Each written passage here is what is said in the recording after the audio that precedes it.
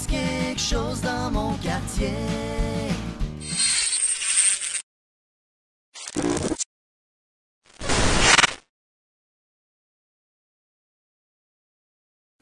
Mesdames et messieurs, bonjour. Ghislain Vachon qui vous accueille à ce nouvel épisode du Monde nous regardait. D'abord destiné à l'entreposage des réserves de pommes de terre du coin, l'endroit fut converti en salle de théâtre afin d'accueillir différentes prestations scéniques au gré des ans. Comme dans toute entreprise à vocation culturelle, il y a bien sûr eu des hauts et des bas tout au long des années d'opération de l'édifice.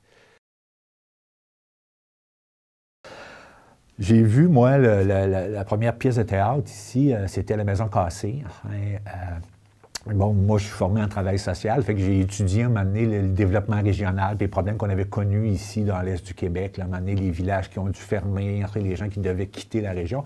Et quand j'avais vu La Maison cassée, en plein été, imaginez-vous, habituellement, on parlait du théâtre d'été, hein, c'est des théâtres qu'il y avait dans des hôtels, qui étaient plutôt légers.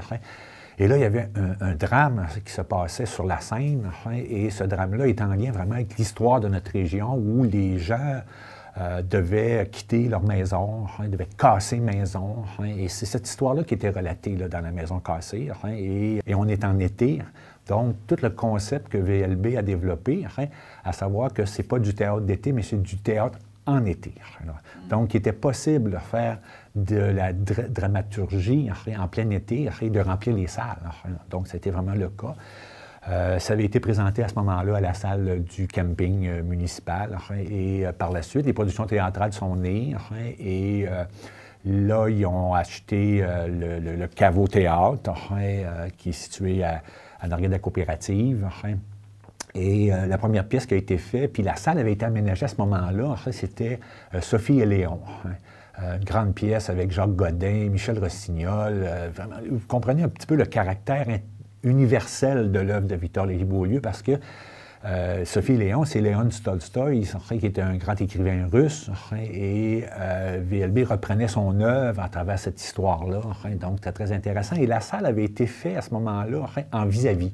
Donc, c'est très rare qu'on voit ça au théâtre. Habituellement, on a une salle, disons, on a la scène en avant, les spectateurs à l'arrière. Et là, on a une salle en vis-à-vis, donc on avait des spectateurs des deux côtés de la salle. Et la salle avait été montée exprès pour la mise en scène de Sophie et Léon. Et pendant toutes les années qui ont suivi, vu que le théâtre, on n'avait pas d'argent pour rénover le théâtre, pour changer la configuration, mais toutes les pièces ont été faites en vis-à-vis. Et là, les metteurs en scène, de manière revenaient, bien, là, il faudrait changer la configuration. Non, non, montez, faites la mise en scène en tenant compte du fait qu'on va être en vis-à-vis. Donc, ça a été Sophie et Léon. Ça a été par la suite, là, il y a eu un festival, et c'est là que moi j'ai eu le coup de foudre, dans le sens qu'il y a eu, pendant l'été, il y a eu un festival du théâtre, le premier festival du théâtre à Trois-Pistoles ici, et là, il y avait eu des comédiens de partout, des metteurs en scène, les médias qui avaient couvert ça, et je m'étais imprégné un peu de ce milieu-là, et j'avais été vraiment impressionné de voir comment des jeunes comédiens, des gens de grande notoriété au niveau de la télévision, du cinéma, du théâtre, à un moment donné, pouvaient faire des prestations et de découvrir tout ça, là, ça a été pour moi comme un coup de foudre, parce que je suis travailleur social, je ne suis pas dans un milieu intellectuel, et de prendre contact avec ce milieu, j'ai trouvé ça très intéressant. Donc, j'ai décidé de m'impliquer à ce moment-là au conseil d'administration des productions théâtrales, et bon, je suis devenu président. J'ai été pendant 5 ans comme président des productions théâtrales. Et j'ai eu, je dirais, l'honneur, le privilège de côtoyer VLB pendant plusieurs années. VLB, des fois, on peut avoir l'image un petit peu, par son œuvre, que c'est un homme qui peut être dur, sévère, très sérieux et tout ça, mais quand on le connaît personnellement, VLB, c'est un grand cœur, très tendre, très sensible. C'est un homme qui a le sens de l'humour, le sens du punch également. Donc, on a fait, entre autres, L'Héritage en 1996. Donc, vu qu'il y avait eu le téléroman L'Héritage qui avait tourné dans la région, VLB a écrit une pièce à un moment donné, et l'acteur principal, c'était Gilles Pelletier. C'était le père dans L'Héritage. Donc, vous comprenez, là, on avait fait le lancement de cette pièce de théâtre-là à Montréal. Je me rappelle à la Société Saint-Jean-Baptiste. Et là, il y avait tous les journalistes, à un moment donné, des chroniqueurs culturels de la région de Montréal qui étaient venus pour couvrir le lancement. On faisait le lancement de la saison théâtrale de Trois-Pistoles. On faisait le lancement à Montréal avec VLB. On le faisait aussi à Québec. Et vous comprenez, quand on faisait le lancement comme ça à Montréal, ça attirait des journalistes, ça attirait des chroniqueurs. Et ce que ça faisait, c'est que je me rappelle, moi, quand il y avait eu l'héritage, à un moment donné, le samedi d'après, on faisait ça le jeudi à peu près, et dans la presse, dans le cahier des arts de la presse, la grande presse, à un moment donné, le cahier des arts, on avait la face de VLB, à un moment donné, qui prenait toute la page, la première page. Donc, vous comprenez la prestance que VLB avait dans la culture québécoise, dans l'actualité québécoise, à un moment donné, faisant en sorte que Trois-Pistoles se retrouvait en première page. Alors, c'est ça, en 1997, c'est le tricentenaire de Trois-Pistoles. Donc, à ce moment-là, les productions théâtrales, avec l'idée de VLB, c'est de faire une grosse production pour vraiment marquer l'histoire de Trois-Pistoles. Vous savez, la guerre des clochers, c'était toute l'histoire autour. Est-ce que l'église devrait être construite en bas, ou bien non, est-ce que l'église devrait être construite en haut de la côte? Et cette histoire-là que VLB, dans son œuvre, à un moment donné, raconte, avec des personnages plus grands que nature, Jean-Louis Roux qui jouait l'espèce de prêtre défroqué, Sylvie Drapeau qui jouait un peu le pop autochtone à l'intérieur de cette pièce-là. Donc, 14 comédiens, 9 qui venaient de la région ici, des amateurs, et il y avait entre autres Pilote Gavec, qui était un violoniste, qui lui faisait la musique à travers la pièce, à un moment donné. Alors, ça a été une très grosse production. On a fait le lancement à Montréal également à ce moment-là. Et on a rempli le théâtre tout l'été. Puis je dirais, on a rempli le théâtre, mais en remplissant le théâtre, en fait, ce que ça faisait, c'est qu'on remplissait les restaurants, on remplissait les auberges, on remplissait les hôtels de la région. On a eu on a eu des pièces au théâtre. Vous savez, on a à peu près, on dit toujours une année une bonne pièce, une année une moins bonne, puis une année moyenne. Alors, fait que c'était un petit peu ça parce qu'on a fait, bon, il y a eu La Maison cassée, il y a eu l'Héritage qui était des très bonnes pièces. Sophie Léon, très une grande pièce. La guerre des clochers également. On a eu des pièces qui ont moins bien fonctionné, comme Beauté féroce, entre autres. Le bonheur total. C'est des pièces qui ont eu une moins grande couverture, mais quand même qui ont permis d'amener des comédiens de grande renommée ici à Trois-Pistoles. Alors, moi, j'ai été là pendant 5 ans au théâtre avec les bénévoles. Puis vous savez, le théâtre, on n'avait pas de subvention. On se finançait avec les entrées de billets, la billetterie, avec la publicité. Et c'était un travail des bénévoles au conseil d'administration. Je me rappelle Gilberte Rioux, entre autres, Nathalie April, Paul Fortier. Je prends Denise Rioux aussi, qui était au CLD, qui était très, très impliquée, qui vraiment jouait un grand rôle auprès des médias pour, au niveau des communications, de faire la promotion de notre travail. C'est la vie qui passe ici, comme une fumée de cigarette. Car c'est la vie qui passe ici, comme une fumée de cigarette. L'amour est une chose qui fait peur. Et pour terminer, grande fâcherie. Grande fâcherie.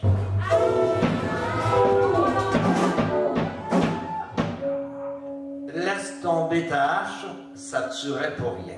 Merci. Bon, le Cabot Théâtre, c'est... moi, je suis allé à plusieurs reprises à des représentations, là, des pièces de VLB, entre autres. Là, et j'ai toujours eu un plaisir fou à aller là. Je n'ai jamais été impliqué dans la direction ou dans le support de ça. Quand je suis arrivé à la préfecture, le caveau était fermé de mémoire et il y a eu une couple d'années après là, où il y a eu des pièces, des belles pièces. Et ça s'est terminé en queue de poisson à un moment donné. Bon, moi, j'ai essayé avec mon argent personnel, puis en essayant d'impliquer les programmes de financement de la MRC là, dans un support de ça, mais c'était peine perdue. C'était peine perdue, c'était rendu trop loin. Et j'avais pas assez d'appui pour pouvoir continuer ça. C'est un regret parce que moi, je pense que le Caveau Théâtre nous a mis sur la carte du Québec, là, sur la carte culturelle du Québec, entre autres. Quand tu es sur la carte culturelle puis que tu invites des gens, je veux dire, tu deviens sur la carte tout court. Puis ça, c'était important. Puis je pense que moi, j'ai souvent des rencontres je te dirais, pas partout dans le Québec, là, mais dans un grand centre. Puis quand je dis Trois Pistoles, on me réfère aux pièces de théâtre de VLB. On me réfère à VLB. On me réfère à l'Éco-Fête. Tu sais, c'est des choses marquantes qu'on a vécues là, au cours de certaines années, qui ont donné notre couleur, qui ont assuré notre présence sur l'ensemble de la carte du Québec. Bonjour chers téléspectateurs de Télébasque Réseau Canal 36, je suis aujourd'hui en compagnie de Mme Marie-Claude Salveille, qui est coordonnatrice aux productions théâtrales de Trois Pistoles. Donc bonjour Mme Salveille. Bonjour. Donc ma première question pour vous, il y a eu des beaux déplacements au niveau du dossier des productions théâtrales. Quels ont été ces déplacements? Alors, on a des développements extraordinaires au niveau cette année avec le CALQ. Le CALQ est le Conseil des arts et des lettres du Québec, qui nous a octroyé une subvention de 25 000 $ pour la production théâtrale de la saison estivale 2006. Alors, avec cette première subvention qui nous arrive, on est assuré, à partir de maintenant, de faire une production théâtrale pour la prochaine saison. D'accord, donc c'est une bonne nouvelle pour les gens de Trois Pistoles. C'est une très bonne nouvelle pour, oui, pour les gens de Trois Pistoles, pour les autres attraits touristiques, parce que plus qu'on a d'attraits au niveau de la région, plus on est fort ensemble. Alors oui, le théâtre l'année passée n'avait pas produit, alors il y avait eu comme un trou là, assez important, parce que le théâtre attire quand même beaucoup de personnes, de gens, de spectateurs, les spectateurs se divisent en deux, là. C'est au niveau régional ou moitié-moitié, et l'autre moitié, c'est au niveau du tourisme de l'extérieur, des touristes qui viennent ici là, de passage, de Québec ou de Montréal ou des autres régions du Québec. Alors, c'est très important comme attrait touristique aussi. Parfait. Et est-ce que le choix de la pièce a été fait? Oui, le choix de la pièce a été fait l'été passé parce qu'il faut comprendre que les demandes de subvention, on doit avoir déjà notre choix des pièces. Alors, on a la pièce de théâtre de François Letourneau, qui est un jeune auteur du Québec, très en vue, très populaire dans le milieu du théâtre. Alors, c'est cette pièce-là, ça s'appelle Le Texas. C'est une pièce avec 3 personnages, dont 2 principaux et un autre qui vient, là, un autre secondaire. Alors, c'est une pièce qui va durer environ 1h30. C'est une comédie. C'est le temps de jouer ta grande scène! J'ouvre la porte! Il n'y a plus d'essence! Je te le jure, il n'y a rien là-dedans! Tiens la porte! Fais-moi ça! Non mais ça sert à rien! On va pas mourir ici, c'est pas vrai! Ah mon Dieu!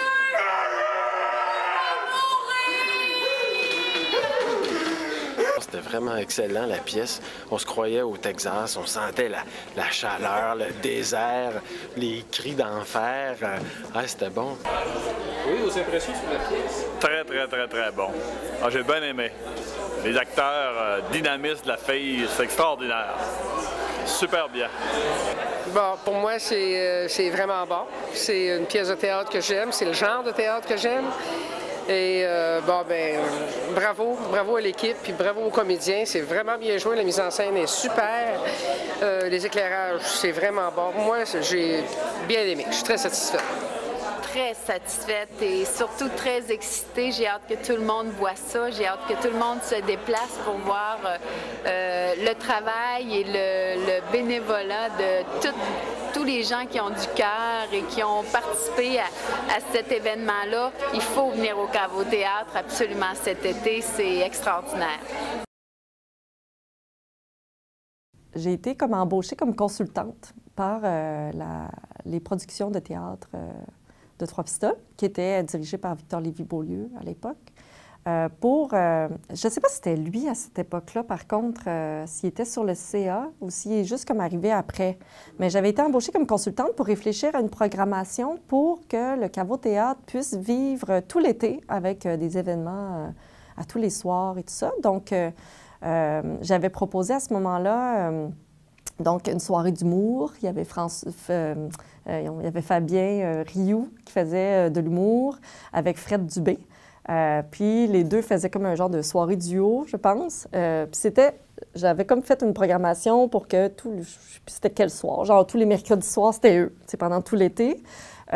Tous les mardis soirs, c'était Mathieu Barrette que j'avais invité à créer un spectacle.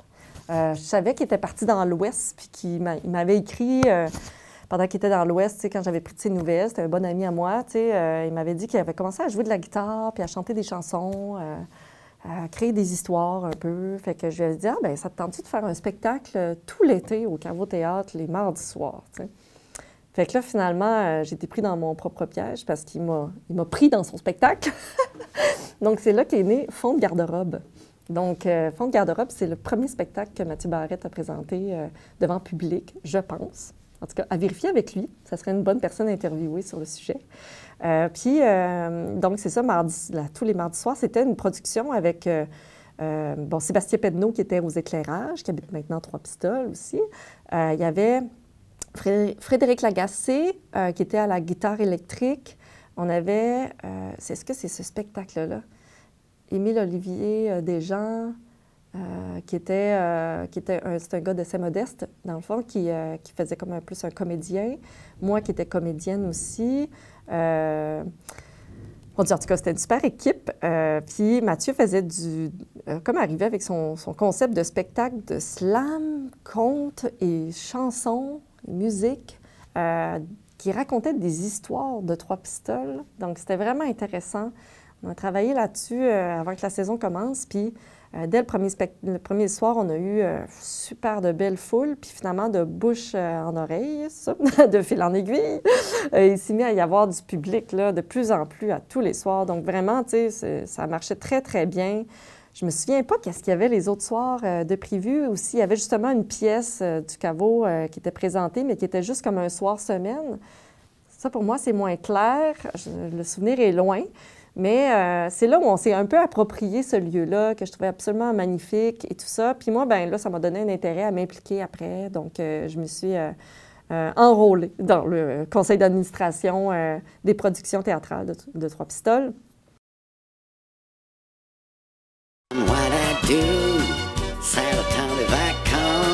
C'est ma 15e. Je commence à voir le tiroir à bébé pas mal magané puis l'élastique éventé. Ma mère a dit toujours, quand il dort, là, il fait pas de dégâts, bâtard. Je peux pas m'empêcher de jouer. Ça doit être ça qu'ils appellent les joueurs compostés. Moi, j'ai ri à mon goût. En tout cas, elle fait des bonnes blagues. Très intelligente, cette femme-là. Magnifique. Mexico, Mexico.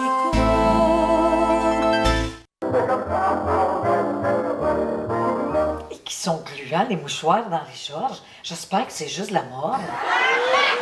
Une femme, ça a quoi le cerveau fait pour diriger un pays? On sème nos légumes, on fait nos costumes, on s'assume, puis on fume. Super! Vraiment intéressant. Très beau. J'ai trouvé ça très drôle. Terriblement bonne. On n'a pas vu le temps passer, en fait. En quelle année a lieu la plus grande assimilation de l'histoire de l'humanité? En 1969. La population de la Lune est passée de 0% à 100% d'Américains en quelques minutes. En 1969, la Lune est devenue le 51e État américain. À partir de maintenant, il va falloir avoir son passeport sur soi pour être dans la Lune. Si on soupçonne d'être dans la Lune sans citoyenneté américaine, on t'embarque et on t'emmène à Guantanamo pour avoir violé les frontières américaines. Maxime, tu m'écoutes-tu, mon garçon? Hein? Oh non, j'étais dans la Lune. Oui! Attrapez-le! C'est un terroriste! Un anti-américain! Il veut détruire notre liberté! La chaise électrique pour ce traître!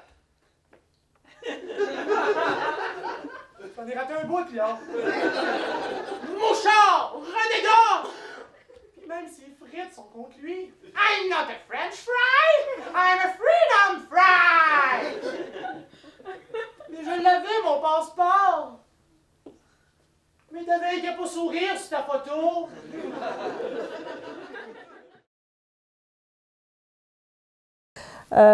Rencontrer Victor Lévy-Beaulieu, c'était aussi vraiment très, très intéressant. Je me rappelle qu'au début, j'étais impressionnée comme tout le monde. J'imagine qu'il rencontre Victor Lévy-Beaulieu pour la première fois. Mais je n'ai pas resté longtemps impressionnée parce que j'ai trouvé que c'était vraiment un homme qui était très chaleureux, très humble. Il admettait ses torts. Il était toujours en recherche de solutions. Puis en même temps, il y avait il était là, vraiment investi de sa mission. Là. Il voulait tellement que ça marche. Là. Il était vraiment là, il était impressionnant de ce côté-là, là, avec sa faculté à aller chercher de l'argent, à convaincre, à persuader les gens d'embarquer avec lui. Victor Lévy, lui, c'était vraiment au niveau des partenaires financiers que ça m'a comme impressionné.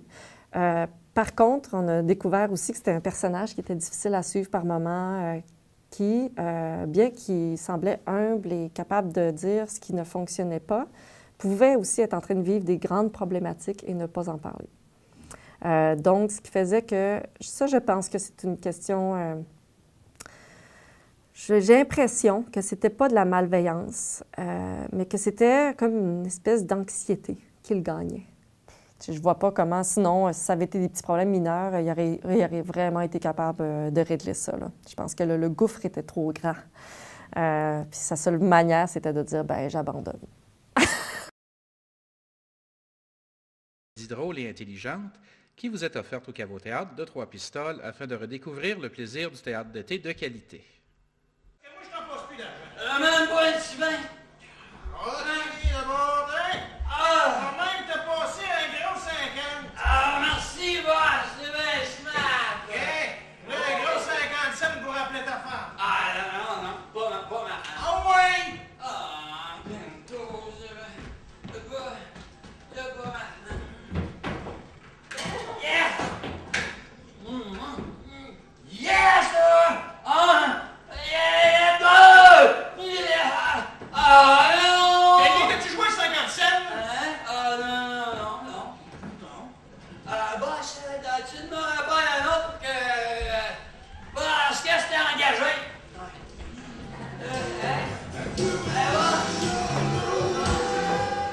Laisse-moi le faire, boss. On va m'occuper de lui.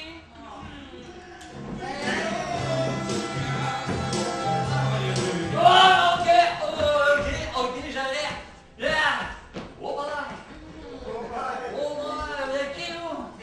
Jenny Grotowski, la femme de Sergei Grotowski.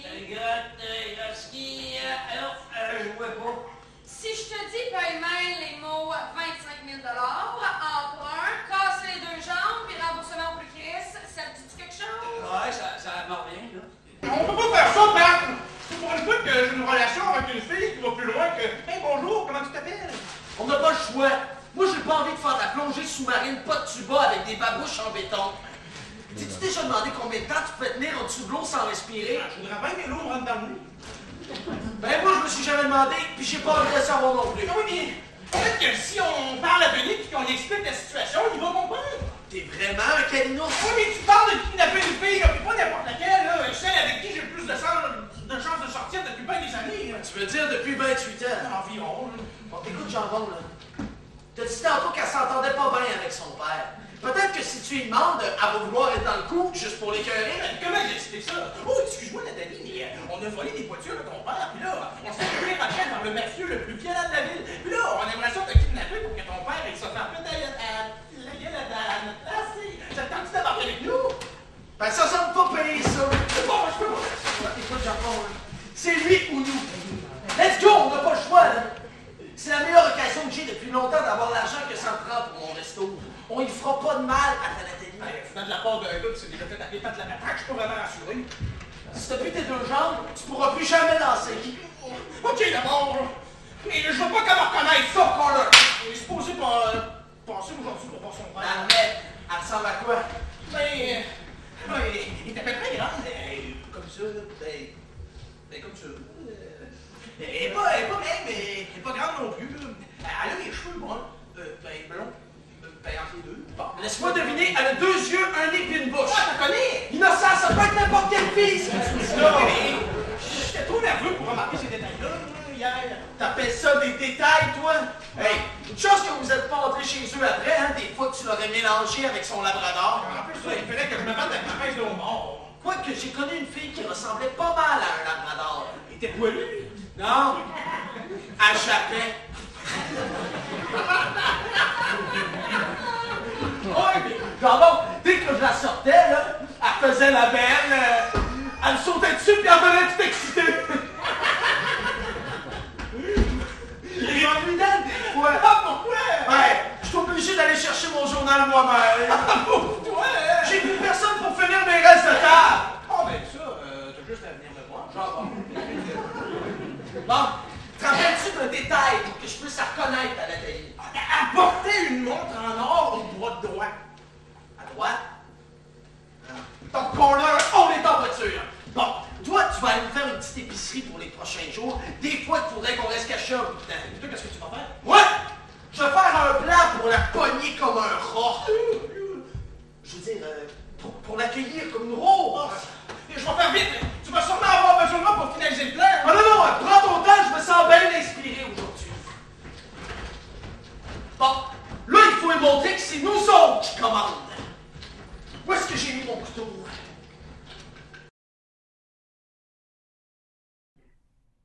Le Caveau Théâtre, finalement, encore là, vous dire, au-delà de toutes ces histoires-là, pas possible. Le Caveau Théâtre était comme en faillite. Il y avait une dette dessus. Et puis là, on savait que c'est Desjardins, c'est encore notre ami, la Caisse Desjardins qui avait le bâtiment sur les bras. Et tout l'équipement était à l'intérieur. Puis on s'est dit, le conseil de ville, là, on savait qu'il y avait quelqu'un qui voulait mettre la main dessus puis le mettre à terre, le défaire complètement. Le conseil de ville s'est pris encore la même décision qu'au parc d'Aventure Basque. Se disant, ce bâtiment-là, il y a eu un vécu, il y a eu des problèmes qui se sont passés X, laissons passer le temps, mais on a dit à la direction de Desjardins qu'on achetait le bâtiment. Mais pour vous dire que le bâtiment a été acheté, puis aussitôt qu'on l'a acheté, on avait les clés. Et puis, on a annoncé au monde encore, comme au Parc d'Aventure Basque, ceux qui voulaient faire des pièces de théâtre, des activités culturelles dans ce bâtiment-là, la ville se le gardait pour la communauté pour continuer à œuvrer au niveau culturel. Alors, ça a duré pendant 4 ans autour, 4 ou 5 ans, puis personne ne s'est manifesté, sauf les propriétaires actuels de la microbrasserie, le Caveau, sont venus rencontrer le conseil de ville. Ils ont dit, déjà, on serait intéressé à développer un produit qui serait quand même typique à la place, qui s'appelle la brasserie du Caveau. Et puis, ils commençaient. Alors, ils nous ont demandé d'être plus léger au niveau du prix de vente par rapport à ce que ça avait coûté à l'acheter. Et le conseil de ville a accepté, a cédé pour la moitié du prix de ce qu'il avait payé à cette jeune entreprise-là qui puisse prendre son envolée et puis pouvoir faire une activité de premier plan, c'est-à-dire une microbrasserie, qui est la mode dans tout l'Est du Québec, dans le Québec présentement, avec une identité propre. Alors, c'est un peu comme ça s'est terminé. Nous, le Caveau Théâtre, on l'a cédé, on l'a vendu. Et puis, c'est là que ça s'est... Présentement, alors, c'est le Caveau Théâtre qui continue à vivre d'une autre façon. On ne pourra sans doute jamais affirmer sans hésitation que le clou final du couvercle du cercueil aura été l'imbroglio politique déclenché par la présence de Gabriel Nadeau-Dubois sur les tribunes offertes par le Caveau Théâtre au sortir du printemps étudiant.